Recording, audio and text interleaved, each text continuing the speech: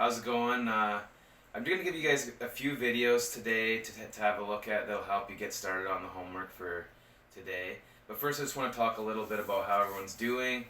I know lots of you are moving around. Some of you are going to the States. Some of you stayed in Manila, so we're all on different schedules. So if you start falling behind, so if you're more than 24 hours behind, just give me a message on the Google Classroom assignment and just say, hey, Mr. McKnight, I'm a little behind. I'm just trying to catch up, and I totally understand that. If I don't see anything there, then I'll probably give you a few prompts.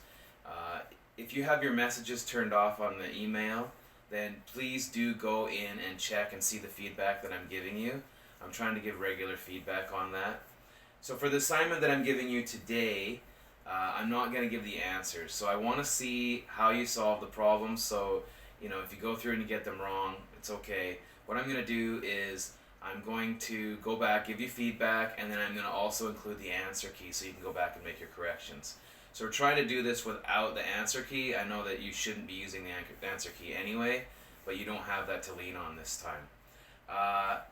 So last class, you should have gone through the Khan Academy videos. If you haven't done that, then you really should do that first before you go through today's lesson. This will be the last day where we're actually graphing simple equations, and then we're going to go into systems of equations on Monday next week. So make sure that you're caught up, or you won't be able to do the lessons on Monday. Have a good weekend. See you again on video sometime. Thank you. Alright, looks like we've got a special case here. Y is greater than or equal to -3. Now we think about that. We're talking about all the x values must be greater than or equal to -3, and we can have any y value really. And we know this is a vertical line. So we've seen situations where we had x equals -3, and we had a vertical line that went through -3. And since this is equal to, that means that it can also be on that value. So it can be -3 or any value greater. So let's look at that. So here's a 0, and then -1, -2, and -3. So it's a vertical line.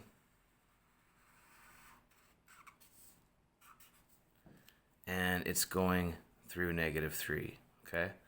Now, it can be any value that is greater than or equal to -3. So any of these values, this is called the feasible region. Any value in this region would satisfy the inequality, okay? And so if I was to pick a point anywhere in here, let's say I choose 0, 0 here, or sorry, 1, 1. When I go to substitute, well, I can only substitute the x value. When I go to substitute the value, so for example here we have 1. So if I substitute 1 for x, is 1 greater than or equal to -3? Yes. So we've checked to see if it's true. The line that I've made is a solid line because it includes those values at -3. If it was a strict inequality that wasn't equal to, this would be a dashed line. All right, so y is less than 2. So it doesn't include the value of 2. It's all the values that are less than 2. And this is another special line. We don't have, because the slope is 0. So if the slope is 0, that's a horizontal line. If we're thinking about the value of 2, the y value 1, 2, this would be the y value of 2. And so it's a horizontal line which would show all the values that are less than 2, but not including. In this case, we make a horizontal line at 2, and it's a dashed line. The reason it's a dashed line is that it shows us that it does not include the values on the line, but only the values less than 2. Okay, so we would go ahead and shade the values. This is the feasible region that we're shading. And this line goes forever. Just to test a point, so maybe a really easy point to test would be 0, 0. So 0, 0. And we're only going to include the y values. There's no x value here. So is 0 less than 2? Yes. So it works out. Okay, we've got another case here. Now, in this case, we can see we've got both x and y. So it's going to have a slope. It's not a vertical or a horizontal line. But just taking a quick look at it, we can see it's not in slope-intercept form. So it's not in y equals mx plus b. So we're going to have to do some work to make it get there. And also we can see it's not equals. But we're going to treat it just like any equation. We're going to isolate y. And then we'll worry about the inequality part at the end. So we're just going to graph it like we would an equation. Okay, so we see y is already has a coefficient of 1, which makes it pretty easy. We're going to do the distributive property here. So y minus 5 is less than or equal to, we'll distribute 3x minus 3. And now I need to add 5 to both sides.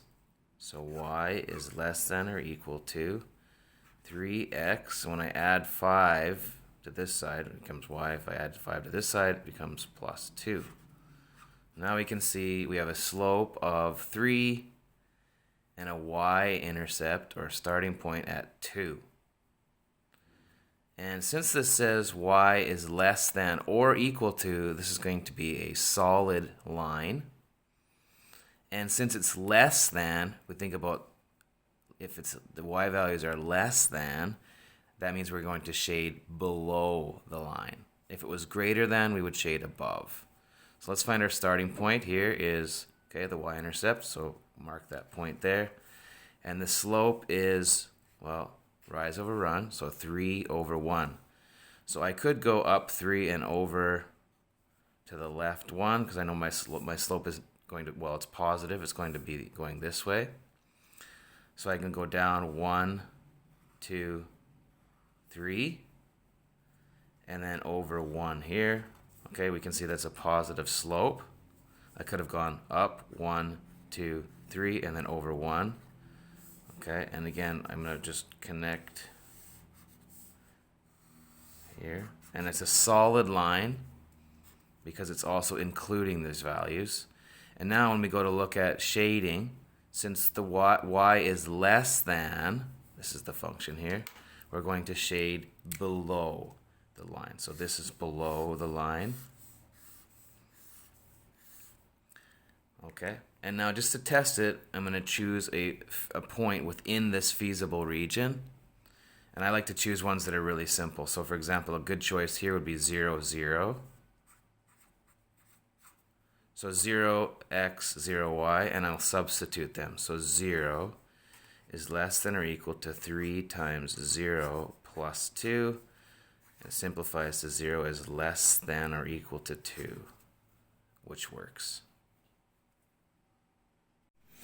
Okay, now if we look at this inequality here, it's not in slope-intercept form, it's more of it's in standard form.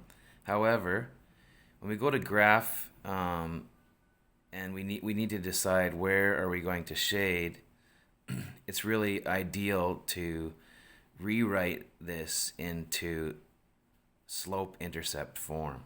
Okay, so what we need to do is isolate y. So let's first isolate negative 3y, and to do that we've got to get rid of 5x here. So we're going to subtract 5x from both sides.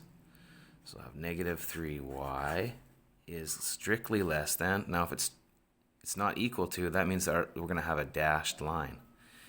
And we subtract 5x minus 5x plus 9. Okay? And now we want to undo this multiplication here. And if you notice, it's a negative, and we're going to have to divide everything by negative 3. So all of these parts we're going to divide by negative 3. And when we do that, when we divide by a negative, we have to switch the inequality sign. So y, this is going to give us y is strictly greater than, and this becomes a positive 5/3 x minus 3. That's not too bad. So now it's in slope-intercept form, and so we know that the starting point is at -3. That's our y-intercept, and our rise is 5, and our run is 3. It's going to be a positive slope, so we're going to go up 5 and then to the right 3, or we can go down 5 and then to the left 3. So let's look at our graph here. So our y-intercept is at -1, 2, 3. So here we're starting, and rise is 5. So 1, 2, 3, 4, 5, and then a run of 3. So 1, 2, 3. Okay, now we've got our slope, we've got our y-intercept, and let's just be careful about if the line is a dashed line or a solid line. And since it's only the y values greater than, we have to make this a dashed line. It doesn't include the values on the line. Okay? And then the last thing is when we go to shade it, we got to decide, are we going to shade above or below the line? And since it's the values greater than, y is greater than, we're going to shade above the line. Okay, and then let's not forget we need to test a point within this feasible region, because all of these values satisfy the inequality, all the x and y pairs. And again, choose values that are easy to deal with. So let's choose 0, 0, and we'll go and test that. So we have 0 is greater than 5/3, and we're going to substitute 0 for x minus 3. So 0 is greater than -3, and yes, that works.